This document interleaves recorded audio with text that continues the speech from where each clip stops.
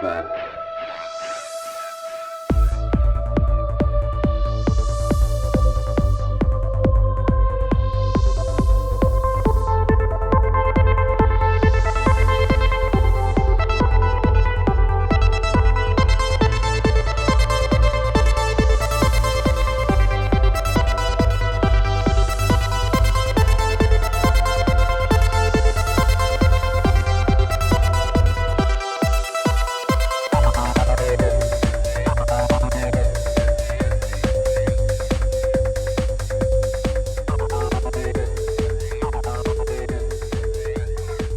What is up? Another episode of Ripple Effect Podcast. I'm your host, Ricardo Rendes, also known as Ricky Fernandez, and today we have a great episode for you. We hit on so many different topics, from big food, big pharma, science, GMOs, pesticides, cancer, keto, diet, nutrition, the controversial issue of vaccines, parenting, and so many other things with Dr. Kendra Becker. And we got hooked up through a mutual friend of ours, Richard Grove and Lisa Grove from tragedyandhope.com.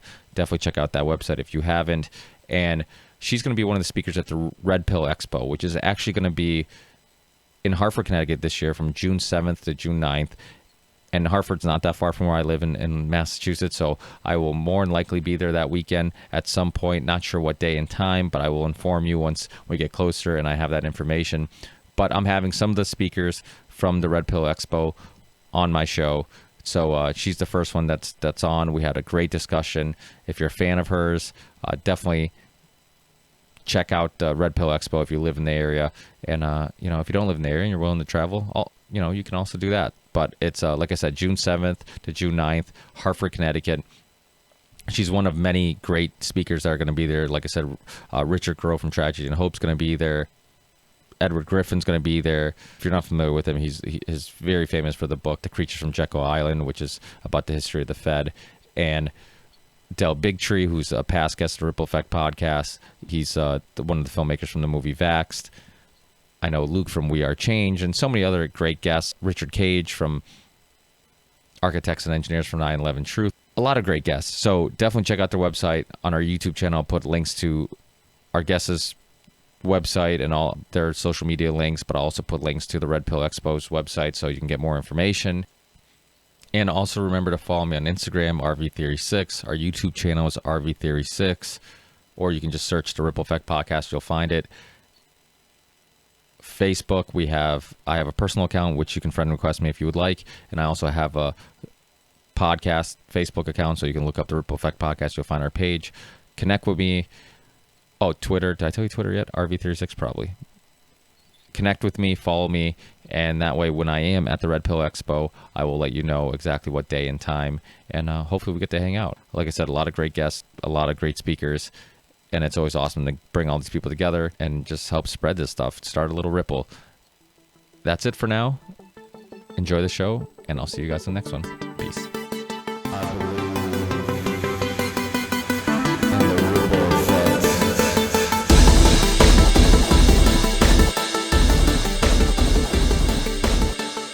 Well, thank you for being with me. I'm really excited to have you on the show because I think a lot of the conversations you have and things that you're passionate about are things that I'm passionate about. I've had tons of people on, like Dr. Thomas Seyfried, who talks about dietary ways of fighting cancer and stuff like that, and Dr. Dominic D'Agostino and Dr. Brzezinski, and I'm a huge fan of just alternative ways of looking at health and medicine.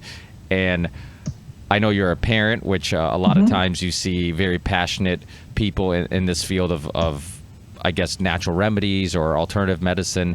A lot of times it's parents. It's people who either have their own story or have sick kids and something happened, and then they did their own research and really dove deep down that rabbit hole to find kind of other solutions, other alternatives that modern medicine doesn't give us.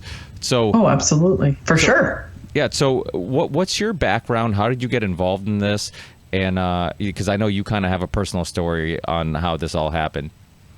Oh yeah, it's totally crazy. So my background is I grew up in southeastern Connecticut, on the water. We had boats. We just always spent a lot of time outside. One of my grandmothers is an Italian immigrant, and the other one is an immigrant from Austria, second generation. So I spent a lot of time with them. And, I spent tons of time with them in the kitchen cooking food. And, we'd scrape our legs in the yard. And my Italian grandmother would say, go to the garden and go get some comfrey and we'll make tea or whatever. So I think, retrospectively, I think natural medicine was always interwoven into my life. So I go off to college and I graduate as a registered nurse because I'm convinced I'm going to go and be the next Florence Nightingale. I legit thought that. And, I graduated on the East Coast, couldn't find a job. So I actually moved to Southern California. And when I was out in Southern California, it was the late 90s, early 2000s. And California is now a shadow of its former self. When I was out there, it was still a little bit like the Wild West. Like the main interstate that ran along the coast would wash out in heavy storms. And you just didn't go south those days, when it was rainy. It was, you spent a lot of time outside. The most beautiful and fun things to do in Southern California were free, and they involved nature and the beach and things like that. So even though I was knee deep into, conventional pharmaceutical-based medicine, I always had this absolute love for nature and healing through nature. And I literally had an aha moment one day. I was a cardiac ICU nurse. And so I received a patient from the emergency room, and I go over, this is the days of fax machines. I know I'm dating myself, but I went over to pick up the admission paperwork off the fax, and the stack was thicker than I was used to. So as I'm thumbing through the paperwork on the patient, I realized that I had received the admission paperwork and the discharge paperwork at the same time, and nobody had actually seen the patient. And I knew then that medicine was really spiraling down a very deep, dark slope. So being in Southern California, it was really easy to find natural healers and natural healing. And so I had just decided at that point, I had left Southern California after 5 years and came back to the East Coast to start my naturopathic education. And so what I did is I actually completed 2 degrees at the same time. I did my naturopathic degree and I did my APRN or advanced nursing degree concomitantly because of the way that the laws are written in Connecticut. Nurses really don't have pharmaceutical rights naturopaths don't have pharmaceutical rights, and nurses really don't have acupuncture rights, and they don't have rights to be able to prescribe homeopathy. So there were definitely things that even though most of the degrees overlapped pretty well, there were things that still needed to be separate and apart. And so I really just kind of dove knee deep into, holistic medicine and really trust and believe in the nature cure. And, have done tried really hard to raise my kids that way, having them believe that healing is within them, to always look, to nature for the cure first. And, so that's where I am. And then concomitantly, I ended up getting involved in politics. My mother held public office when I was in high school. So I learned real quick, how to defend myself, based on, I was asked regularly by teachers or even parents of my peers, why my mother voted this way on a certain issue and things like that. So I'd really been involved in politics longer than I could, even vote. And the two worlds really in the last 10 years have collided. We're fighting very fiercely to keep our rights for medical freedom, to be able to choose nature over pharmaceuticals, to be able to have full disclosure as to what's in our food. Like, are we eating GMOs? They're labeled in 38 countries. They're not labeled here. To make choices about whether or not we want to receive, things like vaccinations or chemotherapy, and not have some law stating that we must. And so that's the space I ended up in. And I ended up with Red Pill, which was interesting, is I ended up seeing some sort of ad on social media, and I thought, oh my gosh, this is my tribe. Like, I found my tribe on social media. And so I ended up just kind of really connecting with the director, who, just kind of brought me into the fold and said, I would love your opinion and I'd love your resourcefulness. And if you want to help me move this forward, I will be happy to let you help. And I said, I'll help in any way I can. So I'm honored and just so honored to be involved. Are you referring to Edward Griffin?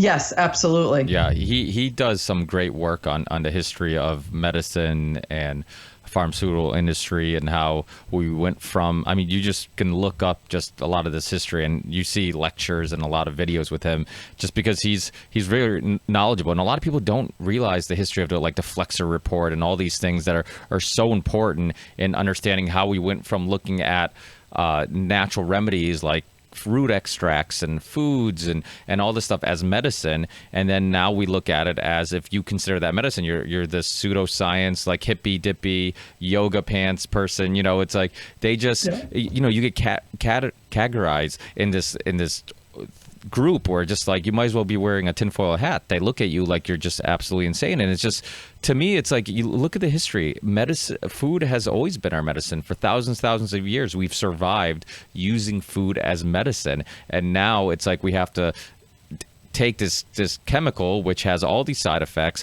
A lot of times the side effects are worse than what it's preventing or the symptom it's trying to control. And there's all these other symptoms, and then you need a pill for those symptoms, and it's this vicious cycle.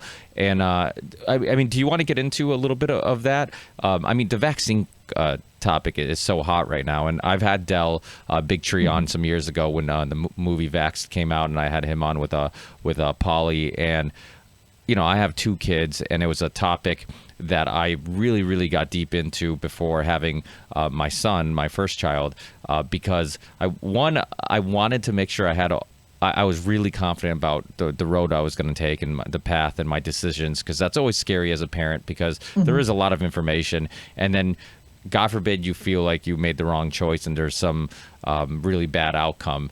And also there's public pressure, there's pediatricians, the pressure they put on you, which is, I mean, they put pressure on parents, not even just in regards to vaccines, but everything. I mean, everything from your kid's not saying this many words at this, then send them to a specialist. Something's wrong with them, And so as a parent, growing up, I would assume, and my parents are immigrants, and I am myself also. I was born in Portugal, and it was it was one of those things where I'm like, when I was growing up in northern Portugal on a farm, and my parents grew up there, I'm like, nobody paid attention to how many words you said at 2, or if how many months you were. I mean, maybe you paid attention a little bit when they started walking and stuff like that, but we didn't look at it like it was an issue and you needed to get help.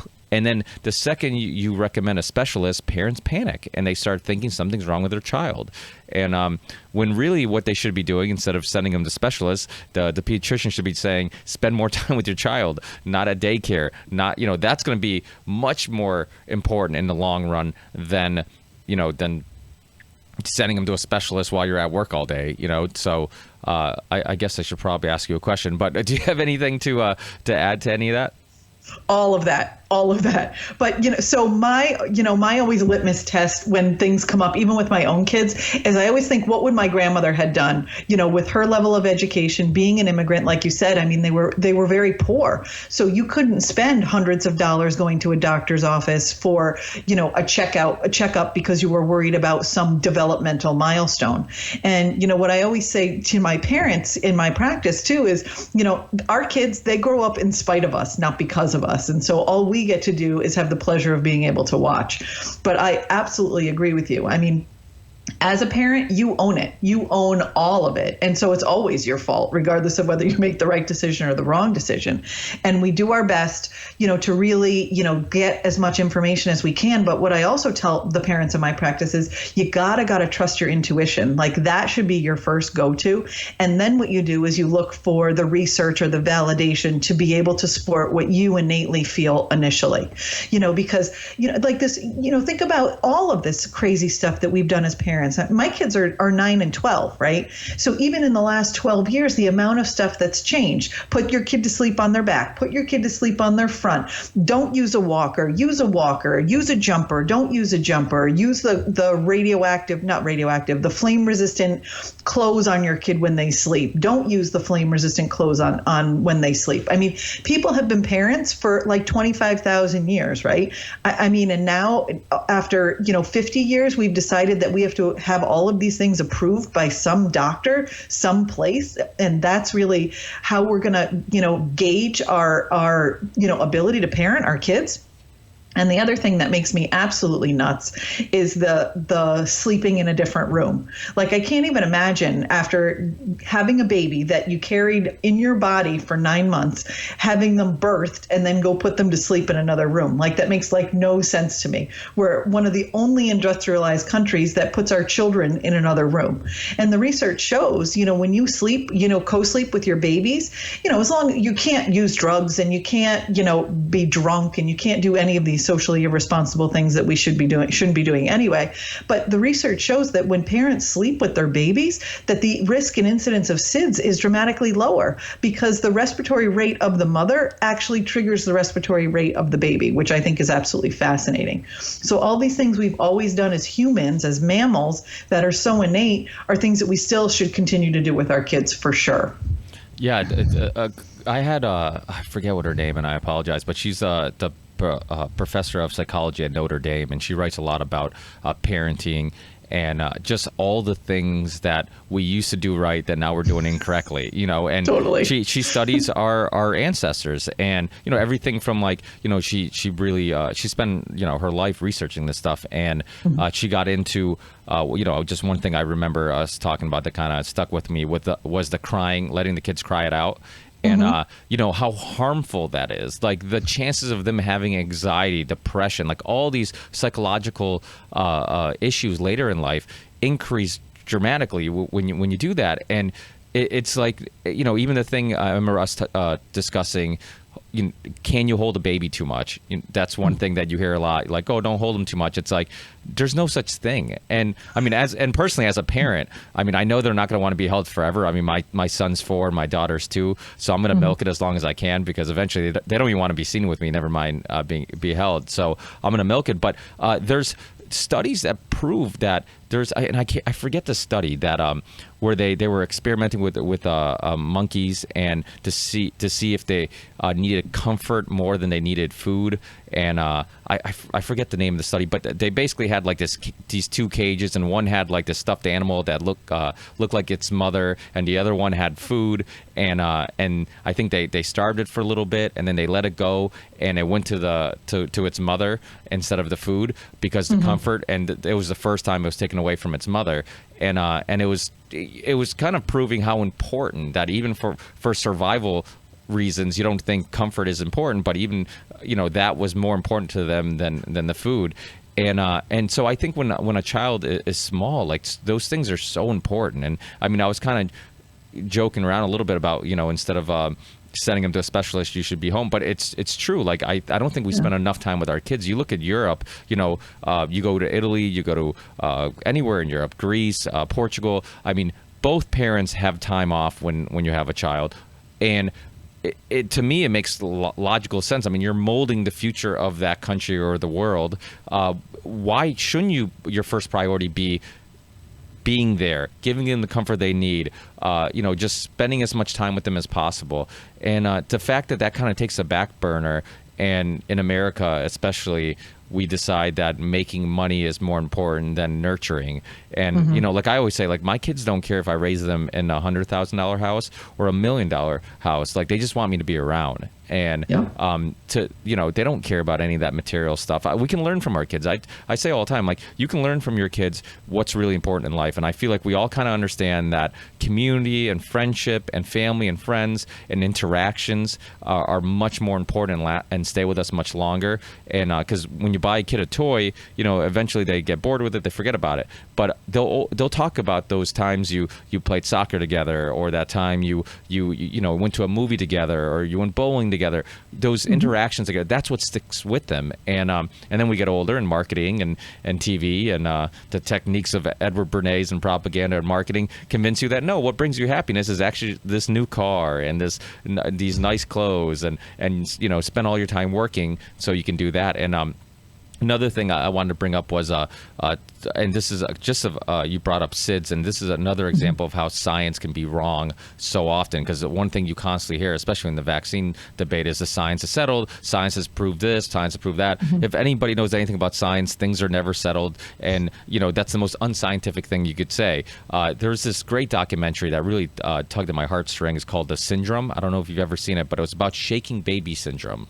And it was all these parents that brought their kids to the hospital or had an incident with their kids, and then the doctors, according to these guidelines, said that, you basically you shaked your kid and you're the reason why they died, or you're the reason why. And they're like, no, I didn't. I didn't do that. And they're like, well, according to science, it's and there was doctors who testified, and parents end up going to prison for murdering their kids, which they didn't do. And then there was this these doctors that came forward and said, hey, you would have to see some neck damage for you to shake a baby enough to give them that type of brain damage. And then a lot of parents got out of prison, and it threw a curveball. And it was just, it's amazing how people think that like science is, there's a right answer and a wrong answer. There's no dogma. It's not like religion. It's not like faith motivated things. It's all about what's right and wrong. But there is a lot of dogma in science, and science isn't this. People have opinions, people have beliefs, and that's going to influence what they look for and what they consider, what scientific studies they're going to consider valid or not valid or whatnot. So I should probably let you talk now, but no, you are absolutely right. And any true scientist, any true physician that's worth their weight is going to say there is always another study that can be done. There's always another opinion that could be had. There's always more dialogue that we could discuss, or more variables that we could add into any study. And the truth is, like you said, all science, all research is biased, right? We don't do research out of this altruistic, matter of fact, looking for an answer thing. We do research because we want to prove we're right. We're humans after all. And so, and that's part of where the challenges lie with a lot of these pharmaceuticals, and vaccines are kind of a little bit of a gray area and separate and apart from that. And there's not a lot of valid research that's done, even on the pharmaceutical side, because when the research is done initially, it's done by the pharmaceutical company looking to ultimately sell this drug. And so what you're looking for is you're manufacturing a very specific set of symptoms in order to achieve success. Period. End of story. The vaccines are a whole nother thing. I mean, there hasn't been a study on the current vaccine schedule, period. There hasn't really been a study on the validity of the vaccine schedules in the last 30 years. And the truth of the matter is it's a liability-free product. So if you had a liability-free product, it really wouldn't matter whether or not you did any research on it, because even if it was a damaging product, there was no recourse for the manufacturer. And that's, in my opinion, the scariest thing. Yeah, well, the thing is, when people say, well, they're safe, it's like, well, technically nothing's safe for everybody, because peanuts, a lot of us can eat peanut butter and jelly and be fine. But there'll be that one kid who has an allergic reaction to it and kills them. So it's this idea that like you can't get harmed, that there's not some risk, is silly. And then, like you said, there's a vaccine court that was created in the 80s, which took all liability away from the pharmaceutical companies. And basically, you could see this incredible increase of vaccines that they were suggesting to your kids. I mean, everything from the Hep vaccine to whatever, and then you have to get these vaccines over and over again. And the thing is, there's no better way of getting immune to a virus than naturally getting it, and then you have a lifelong immunity to it. Absolutely. And, and it's so interesting with this whole measles thing. I just had somebody ask me today, what do you think of the measles, quote, epidemic? And, 1,500 people a year die of strep bacteria in this country. And there are only 700 of people who have been diagnosed with measles, and not one single person has died from this particular, quote, epidemic. However, because it is what we call a vaccine available disease, that means that the CDC states in some cases, in some areas, greater than 2 cases is considered an epidemic. So 347 million people in this country, and 2 cases is an epidemic of measles. So, comparatively, we're really not looking at anything that is theoretical risk. But what they've done conveniently is they've interjected politics into this. And people are so impassioned about politics. My grandmother always said, you don't talk about politics and you don't talk about sex at the dinner table. That, they're like taboo subjects. And now it's kind of like all we talk about.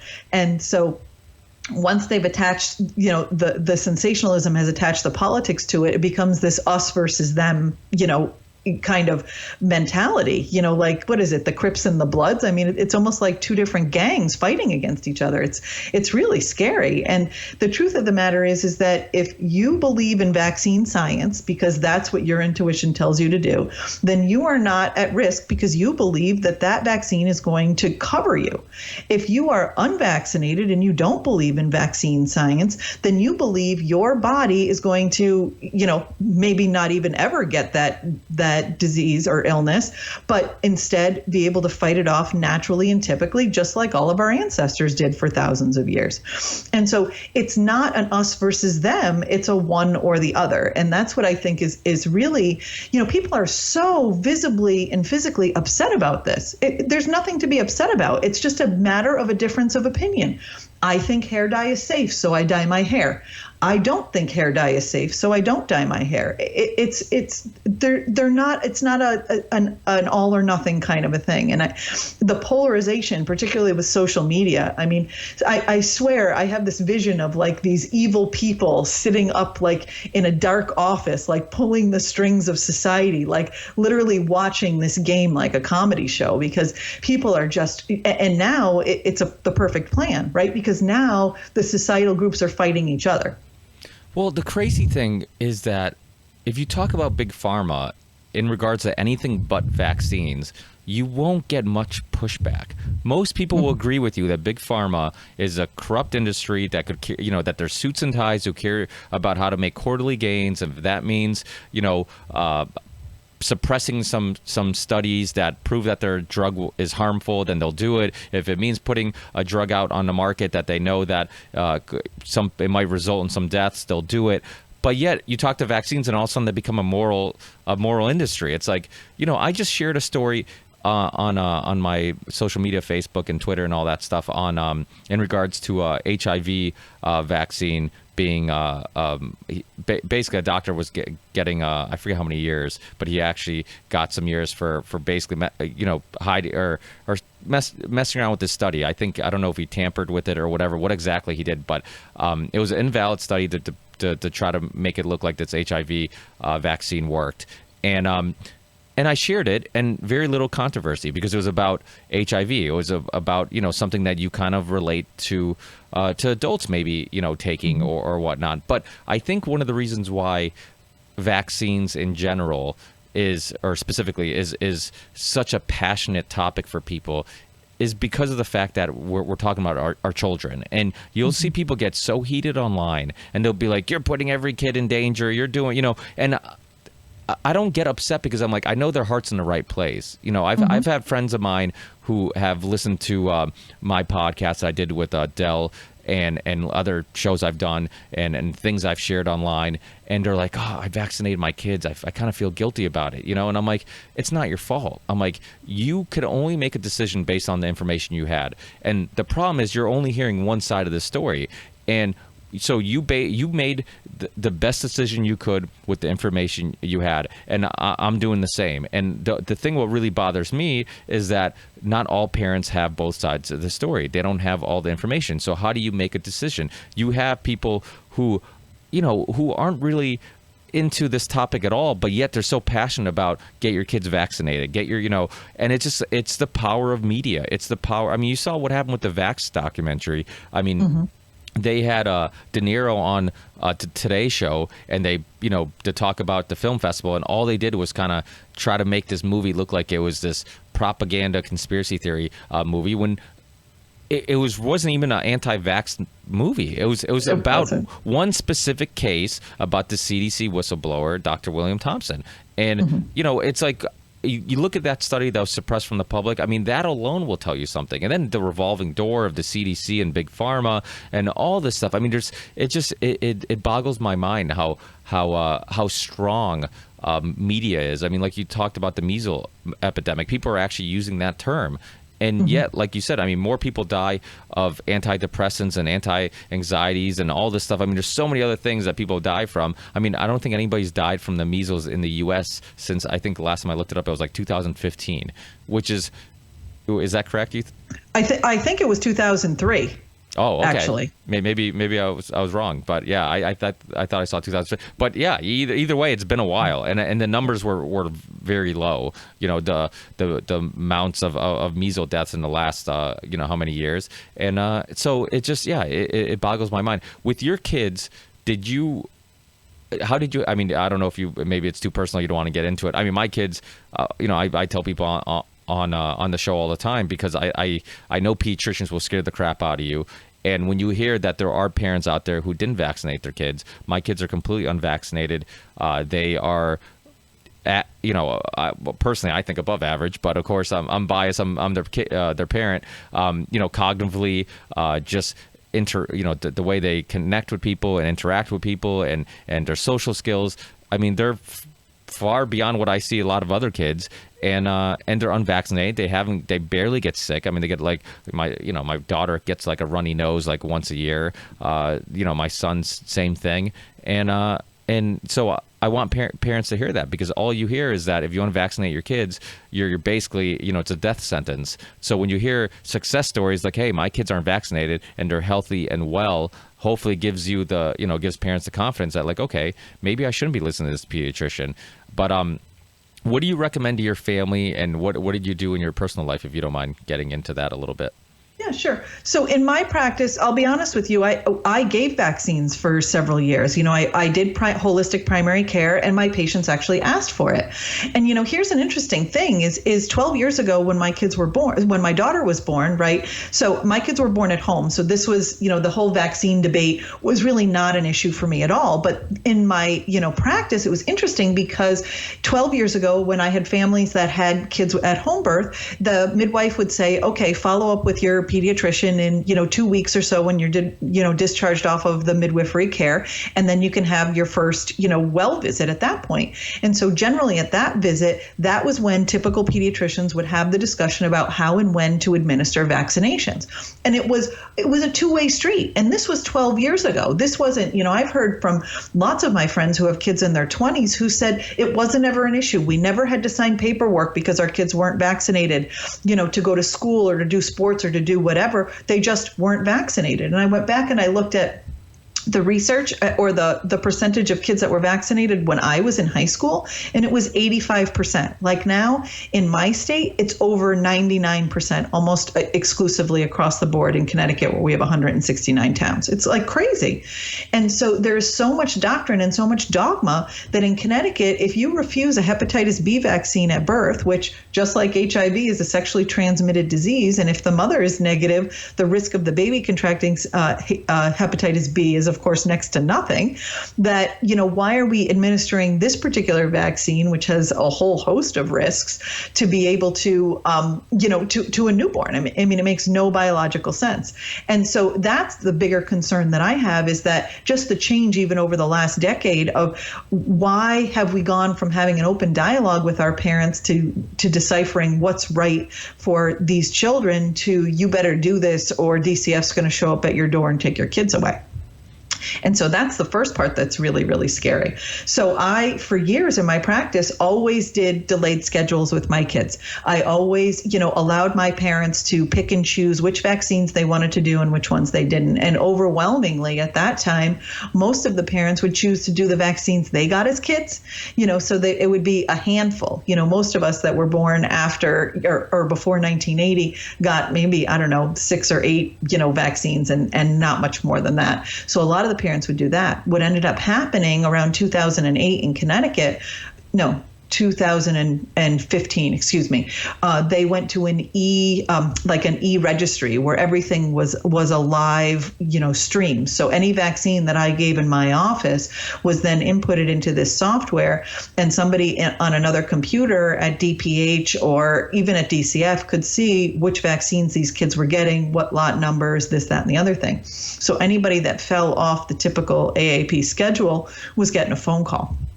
So at that point, I gave it up in my office, and I just said, you know what, I'm going to go to a completely legit naturopathic approach and really just, educate parents on what to look for these concerning diseases, and what to be able to, do to be able to prevent, vaccine preventable illnesses, and, really educate and empower my parents from the standpoint that, the body has its own immune system that God gave us to be able to support and fight off any of these, concerns or illnesses that are all almost 100% self-limiting, but, just for that matter, for these families. And so that's what I chose to do, as well as to just really just support the immune system the way the body needs to be supported.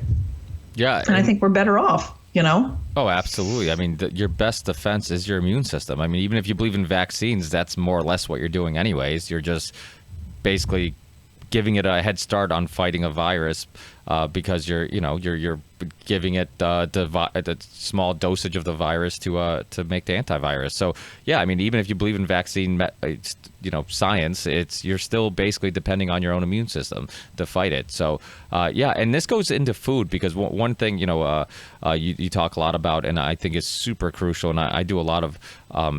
I have a lot of guests on. I do a lot of podcasts on food and nutrition, because I think all these topics we're talking about today are so important, because people listening, there's so many people who could have more energy, could be in better moods, there's so many aspects of life that they could be enjoying more if they just had the right information. And food, similar to a lot of, things in medicine, it's been skewed by a bunch of bad science. It's been, you look at the food pyramid when I was growing up, they told you to eat majority of grains and all this stuff, which is, it causes inflammation and can cause so many different issues. Like I referred to before, Dr. Thomas Seyfried, he looks into, and he was actually recommended to me by Dr. Dominic D'Agostino, who's like one of the leading researchers in the ketogenic diet.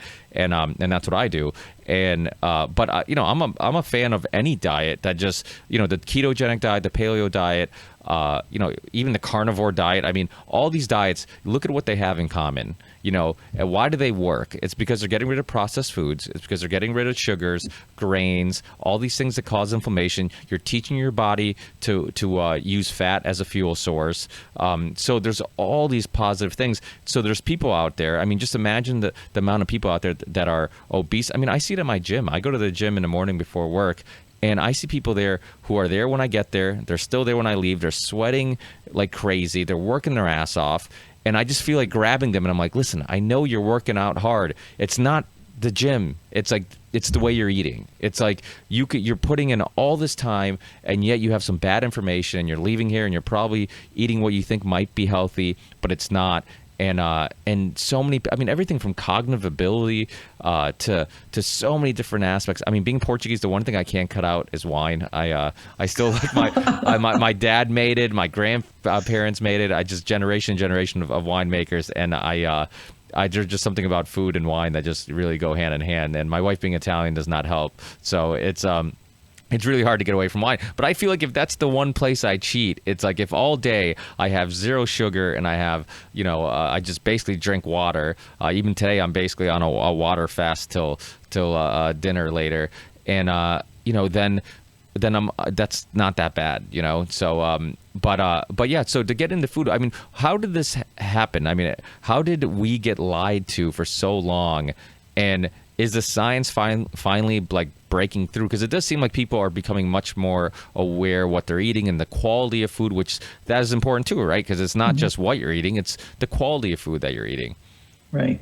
So, you are absolutely right. So once I turned 40, I really went paleo. I broke up with grains. I really believe, as a physician, that women's bodies change around 40. I think we go from baby making to baby raising. So we have to go from this kind of, what I call like vata, like Ayurvedic vata, where, you're kind of still and supple, because you're growing humans. And then after you're done growing humans, you have to chase said humans around. So I think that most of us really should really become leaner. And I feel like that change happens for most women around 40. I noticed that myself. So around 40, I cut. Here's the other thing that happened. My kids are 3 years apart. So I had a kid. I nursed her for 3 years. Had the second kid, nursed him for 3 years. That year, that he weaned, I turned 40. So I turned 40 and I lost 40 pounds. And so I'm like and I was in maternity clothes, like basically those 3 years. So I box up all my maternity clothes because I'm like a good citizen and I'm going to pass this along to somebody who needs it, right? And all of my clothes are like all stained, right? Because you spend all this time like nursing your babies and like putting the plate on top of your babies. And so you're a mess. You're just a mess when your kids are little like that. And so I was like, forget it, moms. You can, find your own nice non-stained maternity clothes. So I threw out the fat clothes and I threw out the maternity clothes all at the same time. And I really was, we kind of moved to a paleo diet. And I lived in paleo land for a really long period of time. And I don't know, just in the recent past, I really felt like I was stuck in the paleo diet and nothing was really changing. I wasn't noticing that my body was changing or improving for the better at all.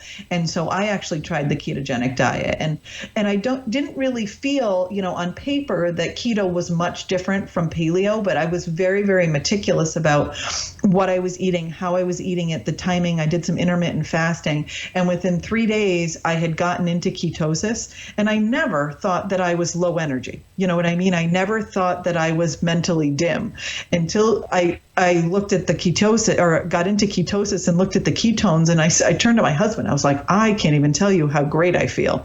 So, I mean, with exercise endurance, sleep, any of those little subtle body aches and pains that you start to feel over 40, and it was just an amazing kind of awakening for me. So for me, that's what works for me. But I'm like you. I don't care what diet you do. My only, what I generally tell my patients is, no processed food, and the combination of carbohydrates and sugar, or the sugar and the fat together, is really what is the most damaging. So you can have sugar in limited portions, and you can certainly have a lot of fat, but it's that combination that creates all the inflammation. And so I was having this conversation with a bunch of elite athletes, these like over 50 people that run over 50 miles, that like these really, really intense people and personalities. And so we're chatting about, the nuances between this diet and that diet. And somebody turned in the group and they were like, Kendra, there are still people who think a low fat diet is legit. And I'm like,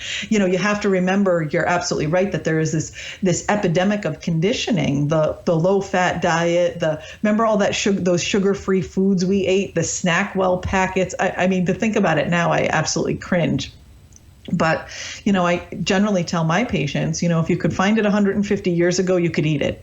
And generally, it's better to know your farmer, to actually have an exchange or grow your vegetables or your food yourself, because it's much fresher and there's a lot of integrity in that. And a dear friend of mine is a Buddhist, she's a Buddhist worshiper, and she studies and meditates with, she goes to India and to Tibet a couple times a year and meditates with the monks. And she just comes back with all of this like resourceful information. And so one day we're doing yoga and she's got like her head behind, her foot behind her head. And I'm like, barely standing on my knees, because this is how we operate.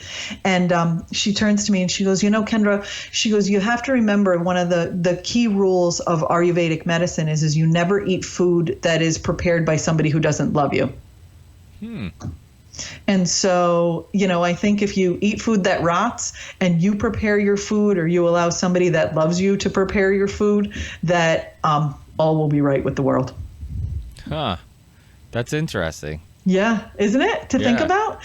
And think about, the first thing I always think about is these fast food restaurants and, the quality of life of these employees many of them are hateful. I knew kids that worked at some of the local fast food places when I was in high school, and they used to like deep fry rats in the fryer. They used to do it was the 80s, okay? Don't judge. But you know what I mean? But there are restaurants where people have that high level of integrity that serve you food that is a beautiful piece of art that they have, they've put their whole heart and soul into. Not every restaurant is like that. Yeah. And that's where you have an amazing dining experience. Yeah. And food is such an important thing, because, I know some people just look at food as like, okay, just give me some fuel to burn so I can go do my other tasks. But it was so important for not just just fuel, but it was the community aspect of it, like bringing the family together. That's when you ate together, you laughed together, you told stories together, you had the discussions about politics or what's going on in the world, and you debated these things, you shared ideas and challenged ideas. And you think about it, before there was technology, that was our pleasure for a long, long time. I mean, that's what you looked forward to. That was you worked all day, you tried to catch something to eat, and then at the end of the day, you catch something, and then you feasted on, this animal, and you ate everything, and you ate animal fat. That's why I tell people, I'm like, we were designed to understand how to break down and use fat as fuel. We aren't supposed to have all this glucose constantly, and it's just, we aren't, and Dr. Thomas Seyfried, his book, Cancer as a Metabolic Disease, he goes into how, you remove glucose, which fuels cancer cells, you can starve or kill cancer cells. And he has all 150 peer-reviewed studies and all this stuff, and nobody wants to touch it because there's no money in telling you that there's a dietary way of fighting disease. So it's a huge issue. Absolutely right. Otto, what's his name? Otto, it's not Wormler. That's the guy that was the prisoner from North Korea. But this doctor, whose first name is Otto, won a Nobel Peace Prize in 1933. Yeah, 1933. It is Otto Warburg. Warburg. See, I knew it was close. Thank you. The research has been out there almost 100 years. Cancer can't grow in an alkaline environment. But you are absolutely right. The information is completely suppressed. Completely. Yeah, because there's no money in it. Yeah. Well, that's what even that rapper recently, Nipsey, whatever, I forget his name, but the one. Nipsey Hussle. See, I can think of the rappers. You think of the doctors. It'll be fine. Wait, but you're the doctor. This should be the other way around. Exactly. I know. I'm the one. I'm the musician with guitars behind me, and we're switching roles here. I know, right? But yeah, I mean, it put some attention on the Dr. Sebi, who was huge into finding natural ways of curing cancer, and I'm sure you might be familiar with Dr. Max Gerson, the German doctor, who also was curing disease with just using food as medicine. And I mean, there's even an old quote, you use food as thy medicine and let medicine be thy food, or whatever, however it's said. But hangs on my wall in my office. You got it right. Oh yeah. And that's so important. Like, people, these are not new theories. When people think that, like, oh, the keto diet or the paleo diet, like these are some fad diets and it's just some trend that's gonna pass us by. It's like, no, these are taking just basically thinking from the Atkins diet was kind of similar. It wasn't, it was a little bit of a fad diet because people knew Dr. Atkins and he made it popular, but it was a philosophy that's been around for a long time. You use fat as energy. And if you eat carbs and you eat fat, or you eat carbs and sugar, you're going to get fat, and your body's going to store it. CJ Hunt did a great documentary called The Perfect Human Diet. It's still one of my favorite diets, or favorite books. I'm losing my mind today. Favorite documentaries. It's been a long day. Favorite documentaries on diet and nutrition, because he doesn't go in with a dogma. He doesn't go in with trying to sell you a diet. What he does is he was a journalist looking for the perfect human diet, and he understood that there's all these conflicting opinions, and you could Google diet or nutrition and get 1,000 different opinions and researchers. So he was on this search to look for the perfect human diet, and he didn't just talk to nutritionists. I mean, he had Gary Taubes in the movie. He had Rob Wolf, but he also had historians, anthropologists, people who studied our history and understood what we ate. And to me, that's one thing that a lot of documentaries on diet and nutrition are missing. It's like, let's look at not just modern research and studies, but let's look at what our ancestors ate. And they survived without modern medicine and without injections and all these chemicals that, back in the day, you used to hear how doctors used to ask, are you on any prescription drugs? Today, they ask, how many prescription drugs are you on? And that's a huge change. And people are getting sicker, and people are getting, obviously the autism rates are going up, and all these things. And I mean, from your perspective, obviously there's a lot of debate with vaccines causing autism and all that. But and I personally think it can't be good how many vaccines kids get if you follow the schedule. But what are all these leading causes of what we see as a unhealthy population getting worse instead of getting better with modern medicine and modern science? And it seems like instead of learning more and using that knowledge and science to improve our well-being and our health, we actually are getting sicker. What do you think is some of the leading causes of all this? Well, we call it in my office, I call it a toxic soup. I think it's all the things, right? I think it's all the pharmacology. But, really what I do is I look at it from the beginning. It takes, even though women are born with all the eggs that they'll ever have, it takes about 120 days to really mature a follicle to the point of ovulation, right? So what happens in that woman's life, those prior 120 days to a conception, has a huge bearing on the health of that baby. The same thing with a man. It's 120 days. So if he has a job that involves a lot of chemicals, inhalants, toxic pollutants, exposures, drink, alcohol, particularly beer, is really what's been shown in a lot of the recent research, all of it, the EMFs, you name it. If that exposure is there, that causes a little bit of DNA friability, which means you just aren't getting the most optimal DNA that you can, donate to your offspring.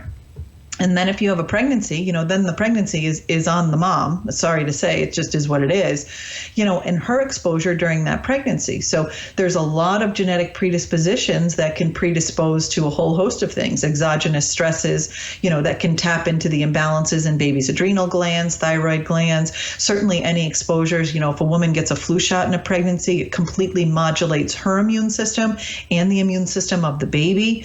There's lots of research that shows that there's a high correlation with women having premature abruption, where the placenta comes away from the wall too early after flu shots. So then what do, right? Modern medicine, quote unquote, has turned birth into an illness. So now we go to an environment that is completely unfamiliar to us. And as, just like you said, as cave people, as humans that stand upward, when we are under stress, we retreat, right? That's normally physiologically what we're supposed to do. So women, prior to the modern era, always went into a deep, dark cave to birth their babies, just like the bears are still afforded and allowed to do. So now we've taken that completely out of it. It is a completely stressful situation. Women are really taught to labor flat on their back, which is the last place that you should labor, because you need to kind of physically move your body in order for that baby to get into the right position. And all of that labor when you're lying in a bed is 10 times more painful than if you were walking around, squatting, running around in your yard, throwing, I was throwing sticks to my dog, while I was in labor. It distracted me. So, these are all things that we have now set our society up for. So now this poor woman is in a lot of pain. She gets a lot of drugs in pregnancy. Then those babies are jabbed right off the bat. And it's just too much for their immune system. And then we scrub them, right? Our babies are born. And then what do? We take them away from the mothers and we scrub them down, right? And remove all the beneficial protective bacteria that nature has afforded us off of their skin, making them vulnerable. Right. And so I think that's the beginning of the toxic soup. And then whatever else the exposures are, for a while, remember the flame retardant pajamas? Because, if our house caught on fire, I don't know, maybe the flame retardant pajamas would prevent. I don't know. The logic is really flawed. The Tylenol, you go to all these baby showers, right? And these women get these buckets of Tylenol. I mean, I like gag and throw up a little in my mouth, and it's all we are doing is robbing our body's ability to be able to protect itself. And so certainly then, everybody struggles with breastfeeding, right? Breastfeeding can be really hard for women. And if you don't have a tribe and you don't have access to somebody that can help you and kind of work through your struggles because you're postpartum and you're totally crazy anyway, and that's just normal. I said to my husband, I was like, it was a good thing we didn't buy a house after the baby was born. We did it before because that was a little bit of a dark time for us. But, you have to look at all of these different levels of toxicity that these little tiny babies are exposed to. And so I think it's the whole toxic soup. It's the pharma, it's the food, it's all the stuff we slather all over our kids' skin. There was a study that was done on the baby oil and the baby cream that they use from these commercial companies that actually contain formaldehyde. And so the morticians did a study that showed they use 1/3 less formaldehyde in embalming bodies because of all the stuff we put all over our skin. We've already kind of, prepped for the process, I guess. Wow.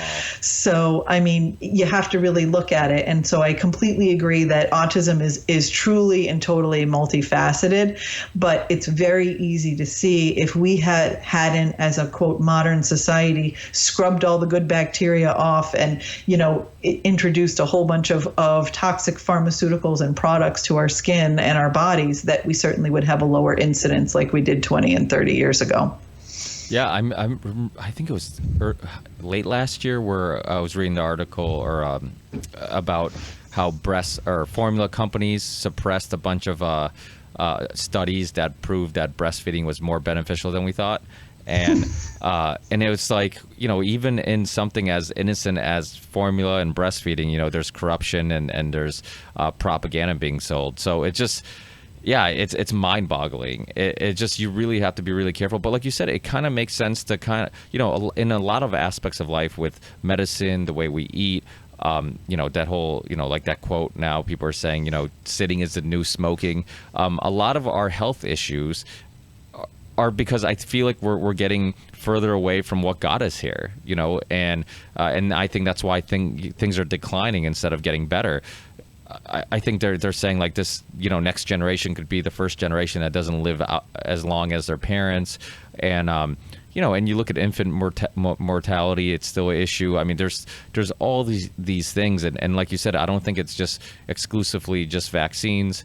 There's so many things, from like the chemicals in the materials, clothes that we wear, toys that our kids play with, paint that we use for the houses or whatever it may be. Like, there's so many things that are unknown and could be just adding up to our unhealthy lives and our sicknesses. And Chris Kremser, I'm sure you're familiar with Dr. Chris Kremser. Mm-hmm. I'm a big fan of his, and one thing he said that I really agree with is, people think that, you go from healthy to sick. All of a sudden you see somebody and you're like, oh, he looked healthy yesterday. And then, you hear about him passing away and you're like, what happened? He seemed just fine yesterday.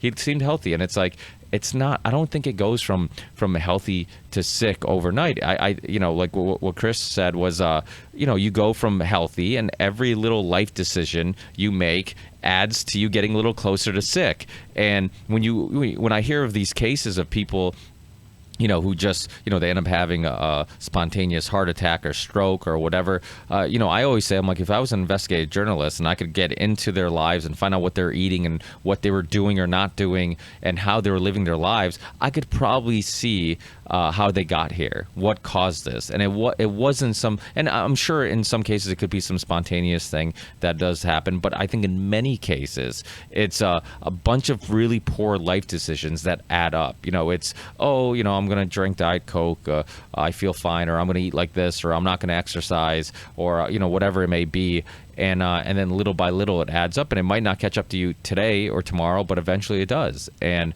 so would you agree with that? I completely agree with that. And, to the point of what Chris Kremser said, today he's healthy and tomorrow he's sick kind of a thing, or yesterday, whatever, is, I truly fundamentally believe as humans, we are so resilient.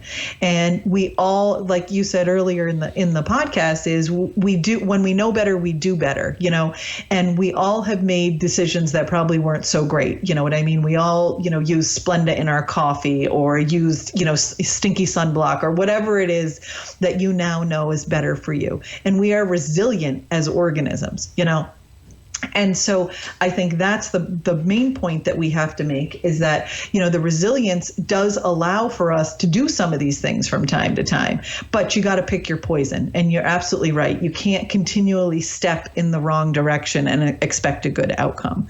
And it's funny. I always think of my kids when just like you said, well, they're not sick today, but eventually this stuff will catch up with him.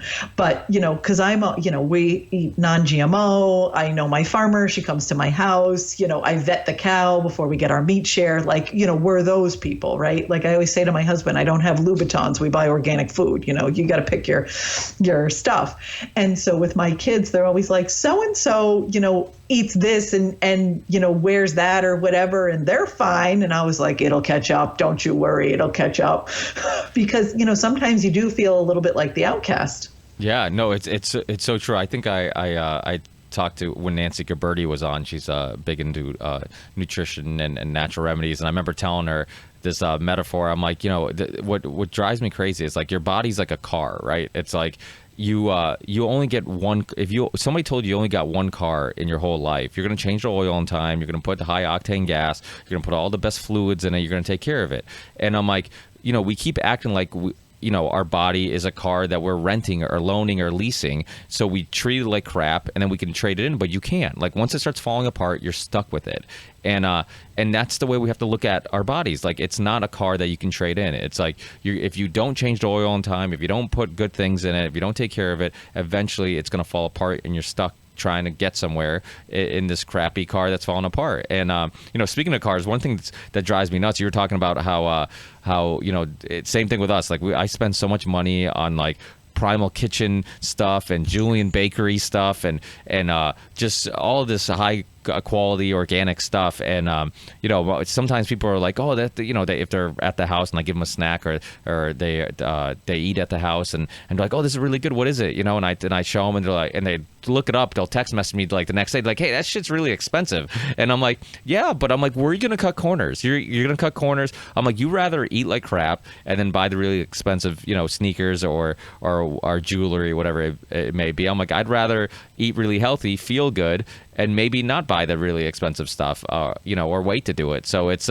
you see people in like Mercedes and BMW. It drives me freaking crazy. We'll drive by like a Burger King or McDonald's, and you'll see this person with like a brand new S-Class Mercedes, and they're at the drive-through at a McDonald's. I'm like, that car needs all the best stuff in it, and you're putting all the worst stuff in yourself. Like, what is wrong with you? Like you said, like the places where people cut corners, it's the last place you cut corners. One thing my mother said when I was growing up was, she's like, money spent on food is never money poorly spent, and eating and food was always really important. And my parents were farmers, so to them it's like quality food and stuff was important. But even they fell for a lot. I mean, I remember going to my mom's fridge and seeing margarine and losing it on her. I'm like, what are you doing? I'm like, why are you still eating this or whatever? But again, it's hard to get people who have been told to eat a certain way. It's like that saying, it's easier to trick somebody than convince them they've been tricked. And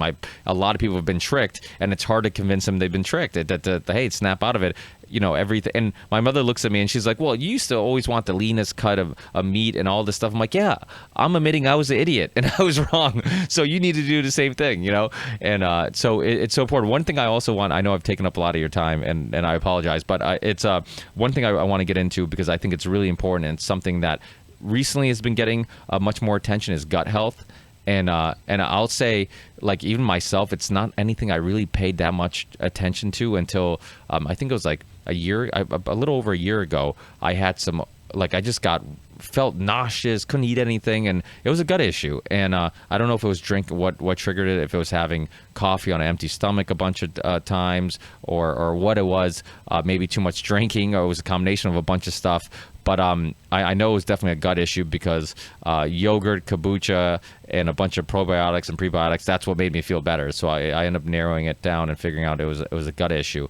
But if people listening have never had gut issues, it is probably the worst feeling you'll ever feel, because it causes depression. And now you're finding out a lot of people are finally realizing that, like, your gut health actually has an effect on emotionally how you feel and mentally how you feel. And so you have kids. I give my kids probiotics and stuff like that. How much of this gut issue and giving attention to our gut, everybody talks about vitamin D, vitamin C, all this stuff, and gut health is something that, like, kind of isn't something that people feel like is as important as those other things. How important is it, do you think, for ourselves and for our children? It's the ultimate in importance. We've learned through all the microbiome research over the last 6 or 7 years that our guts are as unique to us as our fingerprints. And we also know that the microbial cover in our gut is exactly the same as the microbial cover in our brain. So to your point, when your gut is out of balance, yes, maybe you have diarrhea, maybe you have bloating or a stomach ache, but most people have more than that. And it may not be, I had a stomach ache first and then I got depressed, or, oh, my dogs might be depressed. It takes a village, right? And so anyway, sorry about that. That's okay. But, to really look at gut health is where we all have to start. And, I remember when my kids were born, and that's why one of the reasons why I was so adamant about nursing them for as long as I did is because I was going to make absolutely certain that their guts were perfectly in balance, because that's the heart of their immune system. That's where all their neurotransmitters are developed. That's how, their bodies are going to be able to, be able to interface with viruses and bacteria. I mean, there are so many metabolic functions that are of the utmost important, absorbability of minerals and vitamins in the gut that has to go on. And so for us, I do give my kids probiotics. My son, because I do a lot of genetic stuff, my son just has a lot of different genetics for mineral depletion. So I also treat him for minerals. My daughter has some issues with channels of detoxing. So I support her B vitamins a little bit differently than I support his. And, it just like you said earlier, I mean, it's an evolution and it's a change. And if their bodies change and they have different demands going forward that require different levels of support, I'll change along with them. And I think that's why, it's so interesting that modern medicine has always, required us to follow this like doctrine or protocol, when really if we just listen to our forgive the expression, listen to our guts, we get a whole lot more information and we're really in tune with our body. We know when things are a little bit off. Well, some people believe that's where that saying, I have a gut feeling, comes from. It's like. Absolutely. Yeah. Absolutely. And my opinion is, because, I'm a huge, truther, is that all of this chaos in our life, we separate babies from their mothers, we send these babies off to school, then we overschedule them in all these activities. It completely disconnects you from what you need to be connected with, your family and nature. And so when you spend time with your family and you spend time in nature, the intuition, that sense of intuition or that gut feeling becomes so real and so important that you almost check in with it. And so I always tell my parents to do that. Like, when your kids are really sick, that's when you need to, call somebody to bounce an idea off of. But, you don't need to call me if they've had a fever for 3 or 4 hours. So. Yeah. It's we hit on so many important things. So on the Red Pill Expo, I'm actually hopefully going to be there that weekend. I'm became good friends with Richard and Lisa Grove, and they're out of Hartford, and and I live in Ludlow, which isn't that far from Connecticut, just in Massachusetts. So I'm hopefully planning on being there that weekend also, spend some time there helping out and getting to meet yourself and other people. I know Dell's going to be there, so that's awesome. And what is there anything, have you decided what specifically you're going to get into or talk about there? Yeah, so they actually gave me a topic. When I had met up with Amani, who is the coordinator, and then I had met Ed, they kind of gave me the topic. So I gave a lecture on the radio called Death by Medicine, and I got censored. So I had kind of met up with them right after that, which basically talked about, how Rockefeller single-handedly manipulated modern medicine and just like you said, took the word charlatans, which is basically what we used to call the, quote, medical doctors who had lead and mercury to offer us, treatments.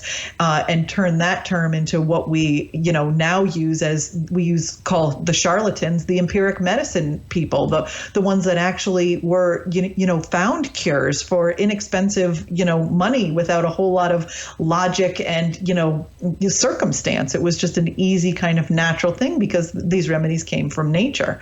And so I'm going to include my Death by Medicine lecture, and I'm also going to talk about our modern day fertility crisis.